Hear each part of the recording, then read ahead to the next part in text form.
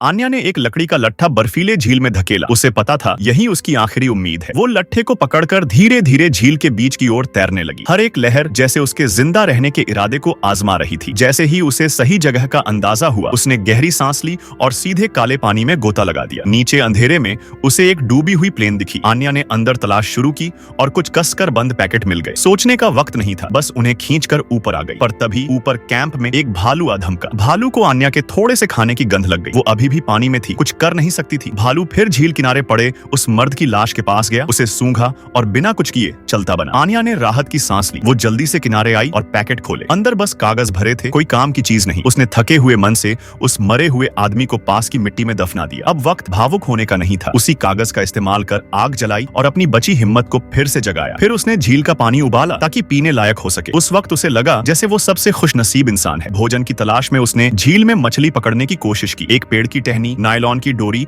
और कान की बालियों से कांटा बना डाला। मछली तो आई लेकिन डोरी टूट गई। फिर जंगल में जाकर जंगली फल खोजे, किस्मत से मिल भी गए। रंग के हिसाब से बांटा और जल्दी से पेट भरा। 4 दिन हो चुके थे, अब उसे निकलना था। वो अपना सामान उठाकर पहाड़ी पर चढ़ी, दिशा तय की और चल पड़ी। कुछ वक्त बाद ऊपर से एक प्लेन गुजरा। उम्मीद की किरण दिखी। वो प्लेन के पीछे दौड़ी, चिल्लाई, लेकिन ध्यान नहीं रहा और गहरी खाई में गिर गई। होश आया तो देखा एक भारी पत्थर उसकी टांग पर गिरा था। दर्द सहकर किसी तरह टांग बाहर निकाली और दीवार से चिपके पत्थरों का सहारा लेकर बाहर निकलने की कोशिश की, लेकिन ताकत नहीं बची थी। अंदर रास्ता खोजते हुए उसे एक सुरंग मिल गई, जिससे निकलकर वो सीधे एक खतरनाक खाई के किनारे पहुंच गई। उसने जैसे ही कदम रखा, जमीन दरक गई और वो खाई में जा गिरी। अब की बार जब आंख खुली तो उसकी बाईं टांग सुन्न थी और शरीर चोटों से भरा था। फिर भी उसने 2 टहनियां जोड़कर एक बैसाखी बनाई और लंगड़ाते हुए एक दिशा में बढ़ चली। सामान सब खो चुका था। उसने दूर से आती पानी की आवाज सुनी और आखिरी उम्मीद में एक मोटी डाली उठाकर खुद को पानी में झोंक दिया। ठंडी तेज धारा में बहती रही और फिर चमत्कार हुआ। वो किनारे अटक गई और 2 गांव वालों ने उसे देख लिया। उनकी मदद से